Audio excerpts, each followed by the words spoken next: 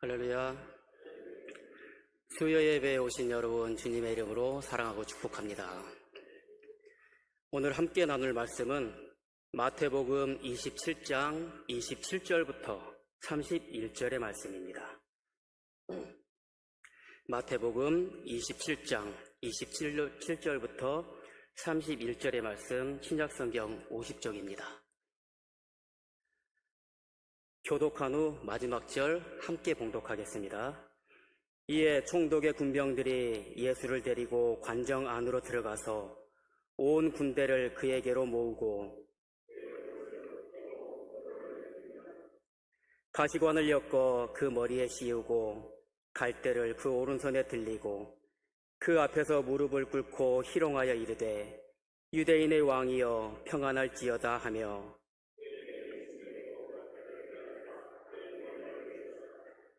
희롱을 다한 후 홍포를 벗기고 도로 그의 옷을 입혀 십자가에 못 박으려고 끌고 나가니라. 아멘. 오늘은 당신을 위한 가시면류관이라는 제목으로 함께 은혜 나누기를 원합니다. 우리는 흔히 인생살이 세옹지마라는 말을 간혹 사용합니다. 지금은 비록 힘들고 어려운 상황일지라도 이후에 좋은 결과로 나타날 수 있다는 그러한 의미를 가지고 있죠. 또 우리의 앞날을 아무도 알 수 없다는 의미를 가지고 있기도 합니다. 세옹지마라는 한자를 그대로 풀이를 해보자면 변방 늙은이의 말이라는 뜻입니다. 옛날 중국 변방에 한 노인이 살고 있었습니다. 그 노인은 말을 한 필 키우고 있었죠. 애지중지 전 재산이 그 말을 잘 키우고 보살펴주고 있었는데 어느 날 갑자기 이 말이 울타리를 뛰어넘어 도망가 버리는 것입니다. 노인은 너무나 낙심하고 슬퍼서 땅에 주저앉아 울고 있었습니다. 그때 마을 사람들이 와서 위로를 해줍니다. 어르신, 비록 말은 도망갔지만 그래도 이후에 더 좋은 일이 생길 수도 있으니까 너무 슬퍼하지 마십시오 하며 노인을 위로해 줍니다. 그리고 며칠이 흘렀습니다. 갑자기 도망갔던 말이 다른 말을 한 필 데리고 돌아온 겁니다. 다 말이 도망갔다고 실망하고 낙심했던 노인은 한 마리가 두 마리가 돼서 돌아오니까 너무 기뻤습니다. 그 노인에게는 아주 잘생기고 멋있는 아들이 하나 있었습니다. 동네에서도 아주 칭찬이 자자했죠. 멋진 외모와 좋은 성품으로 항상 칭찬받는 멋진 사내였습니다.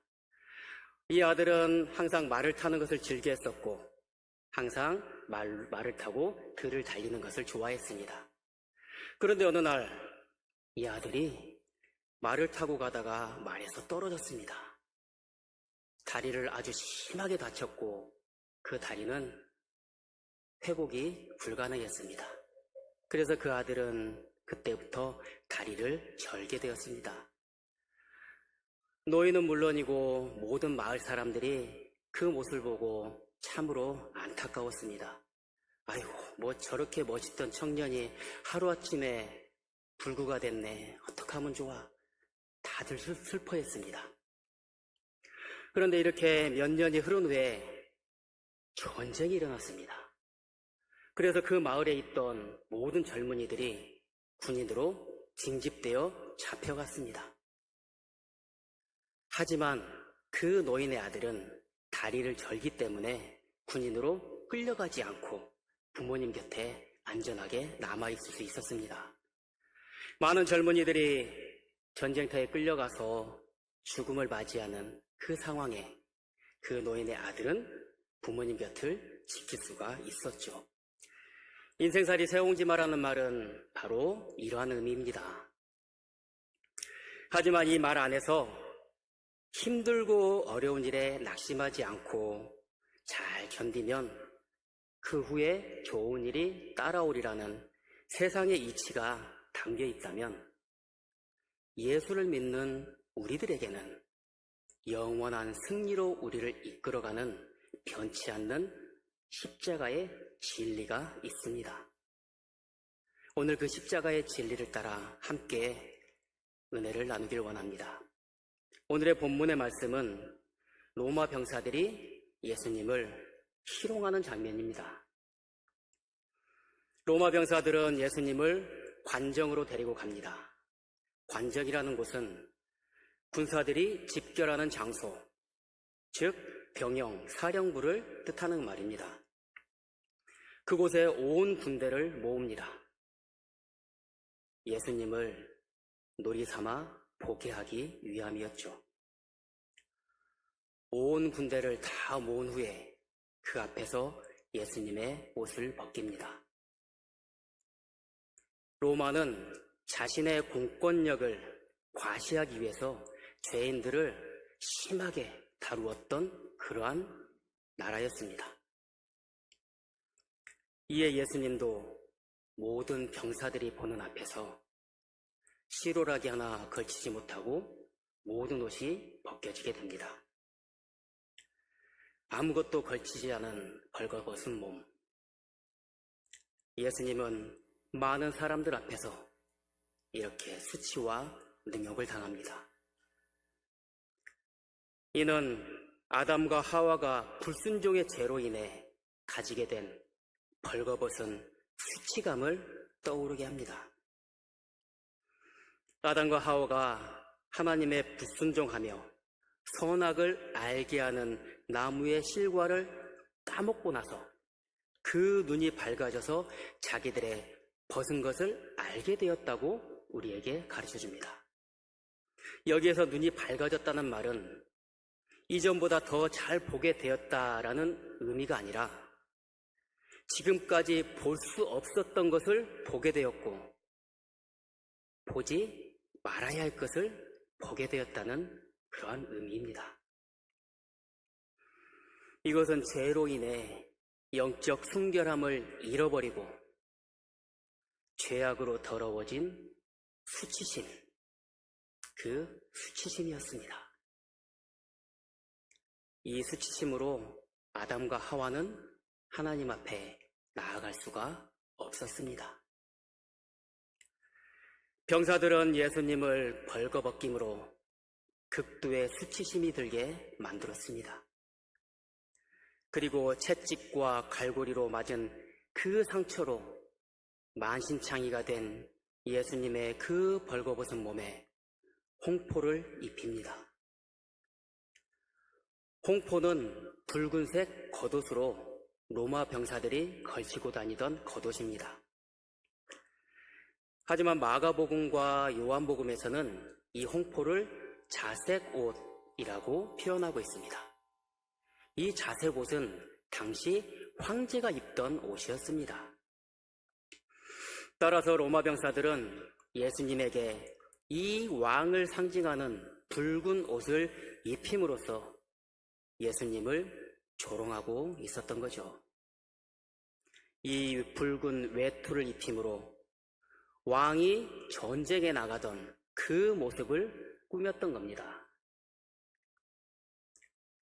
그리고 로마 병사들은 가시로 엮은 면류관을 예수님의 머리에 씌웁니다.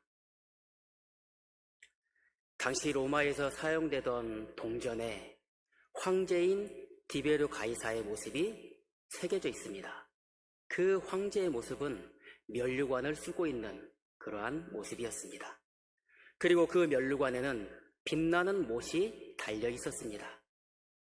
로마 병사들은 이 모습을 생각하면서 예수님에게 주변에서 자라던 가시로 엮은 면류관을 그 머리에 씌운 겁니다.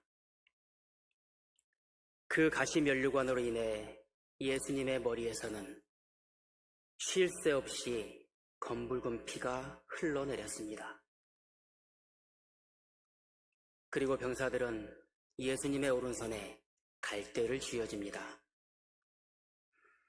로마의 동전에 새겨진 황제의 모습을 살펴보면 그의 오른손에는 황제의 그 통치권을 상징하는 황제의 홀이 들려져 있습니다. 병사들은 이러한 모습을 흉내내며 예수님의 손에 갈대를 쥐어준 것입니다.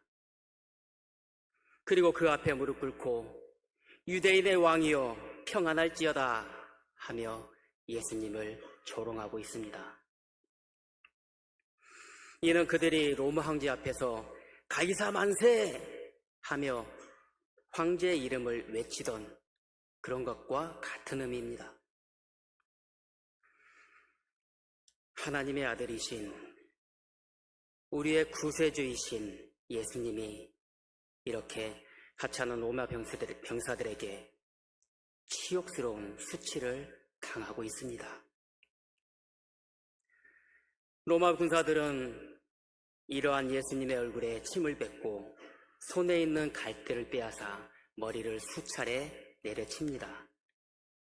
이에 예수님의 머리에 있는 가시관은 더 깊이 살에 박히게 되었을 것이고 이로 인해 더 많은 피가 흐르고 고통은 더 깊게 느껴졌을 것입니다. 예수님의 고통은 조롱받고 침뱉음 받은 그러한 정신적 고통뿐만 아니라 살이 찢기고 피가 나는 그러한 육체적 고통까지도 감당하고 계셨던 것입니다. 상처투성이인 맨몸에 홍포를 입히고 가시관을 씌우고 그 오른손에 갈대를 쥐고 있는 예수님. 로마 군인들은 너무도 우스꽝스러운 왕의 모습을 만들어냈습니다. 로마 병사들은 예수님에게 참을 수 없는 수치와 모욕을 주고 있습니다. 하지만 예수님은 지금까지 그렇게 하셨듯이 지금 이 순간에도 침묵으로 그 모든 일들을 감당하고 계십니다. 이제 로마 병사들은 다시 예수님에게 옷을 입혀 십자가에 못 박기 위해 예수님을 끌고 나갑니다. 본래 죄인은 옷이 벗겨진 채로 형장에 끌려가면서 사람들에게 비웃음과 매질을 당하게 되었습니다. 하지만 예수님은 옷을 입고 형장에 가게 됩니다. 이는 예수님이 너무도 많은 매질을 당했기 때문에 지금 더 매질을 당하면 죽을 수 있기 때문이기도 하고 또한 유월절을 앞둔 유대인들을 너무 자극하지 않기 위한 방책이기도 하였습니다. 예수님이 십자가에 달리신 시간은 유대 시간으로 제3시, 지금 우리의 시간으로 오전 9시니까 이 모든 사건들, 즉 예수님이 고소당하고 채찍질 당하고 수치당하는 이 모든 사건들이 밤새 이루어졌다는 것을 우리는 알 수가 있습니다. 유대 습관에 따라 예수님의 그 사형은 성 밖에서 이루어졌고 그 관례에 따라서 예수님은 자신이 못 박힐 십자가를 직접 지고 사형장으로 올라갑니다. 그렇다면 우리가 지금 이 자리에서 한 가지 생각해 보길 원합니다. 왜 예수님은 그 머리에 가시면류관을 쓰셨을까? 그 가시가 우리에게 주는 의미는 무엇일까? 그 가시는 우리에게 고난을 의미합니다. 그렇다면 그 고난은 어디에서 시작된 것인가? 전자의 처음 시작에 함께 나눈 말씀입니다. 우리 성경 말씀 함께 찾아보길 원합니다. 창세기 3장 17절과 18절의 말씀입니다. 창세기 3장 17절과 18절의 말씀입니다. 구약성경 4쪽입니다. 창세기 3장 17절과 18절의 말씀 우리 함께 봉독합니다. 아담에게 이르시되 내가 내 아내의 말을 듣고 내가 내게 먹지 말한 나무 열매를 먹었은즉 땅은 너로 말미암아 저주를 받고 너는 내 평생에 수고하여야 그 소산을 먹으리라. 땅이 내게 가시덤불과 엉겅퀴를 낼 것이라. 내가 먹을 것은 밭의 채소인지. 아멘. 가시는 죄가 아니라 바로 그 죄의 결과입니다. 가시는 인간의 죄의 결과로 우리에게 주어진 죄의 대가입니다. 그 가시는 인간의 타락으로 생겨난 것으로 바로 고통과 저주입니다. 이 가시는 인간의 영혼을 짓밟아 영원한 고통과 고난에 시달리며 죄에 떨어지게 만듭니다.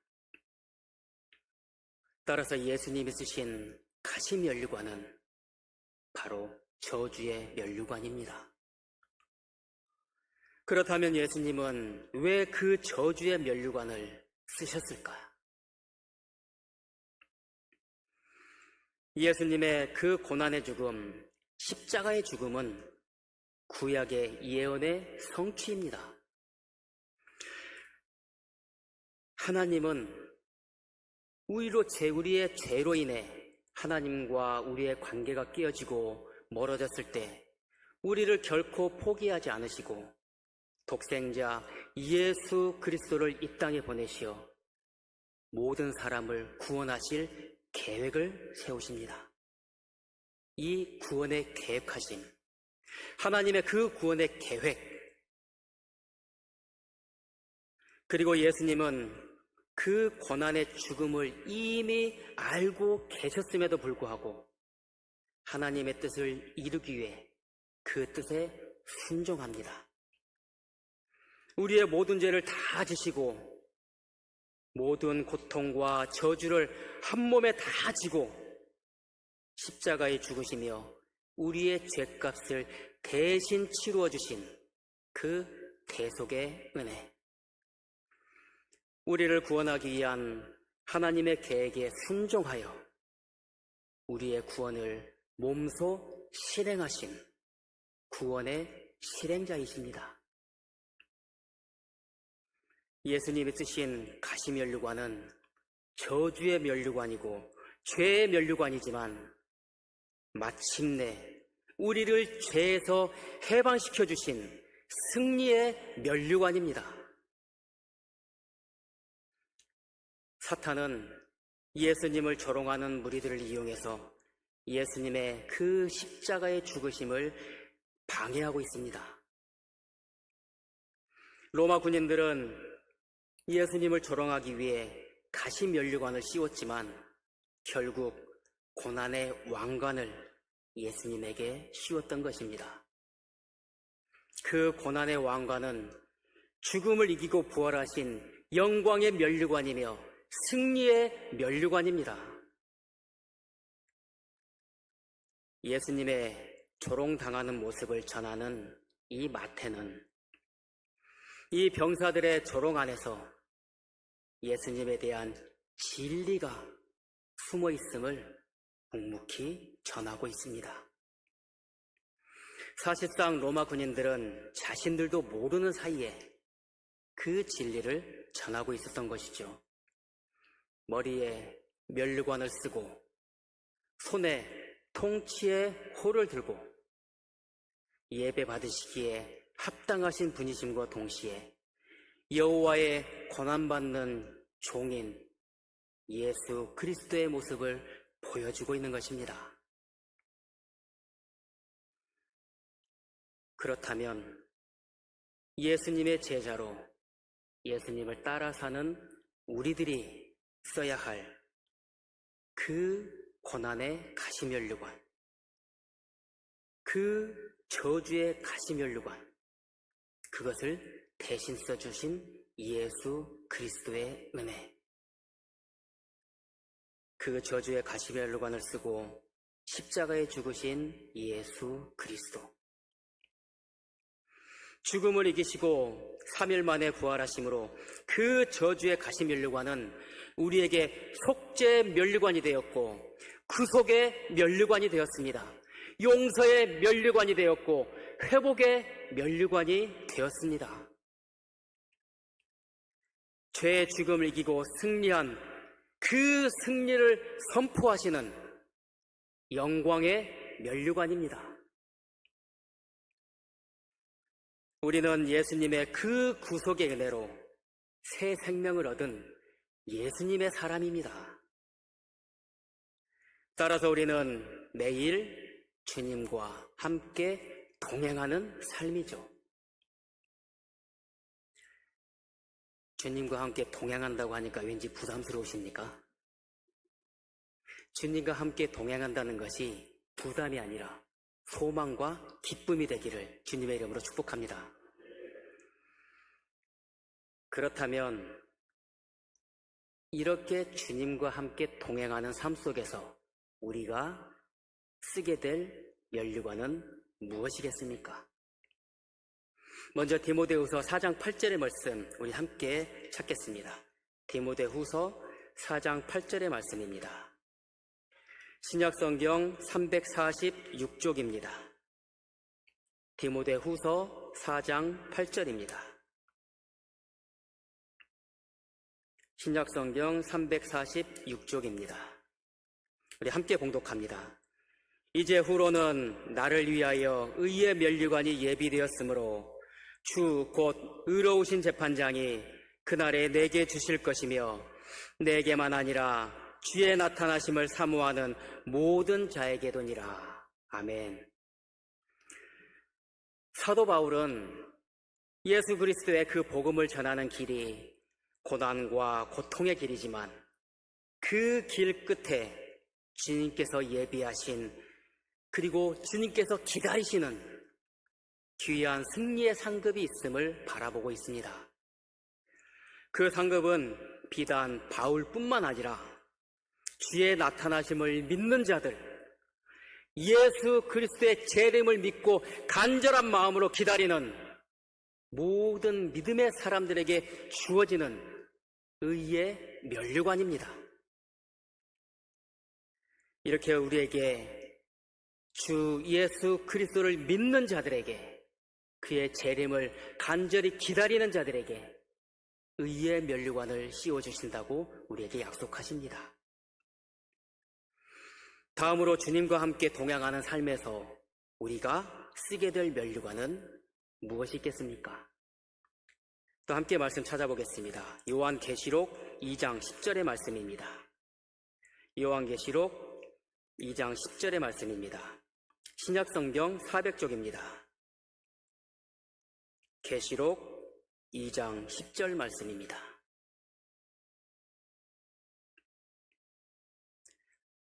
함께 봉독합니다. 너는 장차 받을 고난을 두려워하지 말라. 볼지어다 마귀가 장차 너희 가운데에서 몇 사람을 옥에 던져 시험을 받게 하리니 너희가 10일 동안 환난을 받으리라. 내가 죽도록 충성하라. 그리하면 내가 생명의 관을 내게 주리라. 아멘. 이 말씀은 서머나교회에 주시는 말씀입니다. 서머나교회는 환난과 궁핍으로 어려운 환경에 그 상황에 처해 있었지만 단 한순간도 주님을 향한 그 믿음을 버리지 않고 굳건하게 그 믿음을 지켜왔습니다. 그래서 예수님은 그 모습을 칭찬하시며 끝까지 믿음을 지키라, 끝까지 충성하라 권면하십니다. 그렇게 끝까지 충성하는 자에게 생명의 면류관을 주시겠다 약속하십니다. 이것이 우리가 받아 누릴 생명의 면류관입니다. 마지막으로 주님과 동행하는 삶에서 우리가 쓰게 될 면류관 말씀 찾아보겠습니다. 베드로전서 5장 2절에서 4절 말씀입니다. 베드로전서 5장 2절부터 4절 말씀입니다. 신약성경 383쪽입니다. 베드로전서 5장 2절부터 4절 말씀입니다. 함께 봉독합니다. 너희 중에 있는 하나님의 양 무리를 치되 억지로 하지 말고 하나님의 뜻을 따라 자원함으로 하며 더러운 이익을 위하여 하지 말고 기꺼이 하며 맡은 자들에게 주장하는 자세를 하지 말고 양무리의 본이 되라. 그리하면 목자장이 나타나실 때에 시들지 아니하는 영광의 관을 얻으리라. 아멘. 우리가 주님 앞에 나아가는 모습은 항상 정직함과 겸손이 기본입니다. 이 정직과 겸손 안에 예수 그리스도의 모습을 나타낼 수 있기 때문이죠. 노사도 베드로는 예수님이 내 양을 치라 하셨던 그 말씀을 가슴에 품고 소아시아에 있는 모든 성도들에게 정직과 겸손으로 양들을 돌보라고 권면합니다.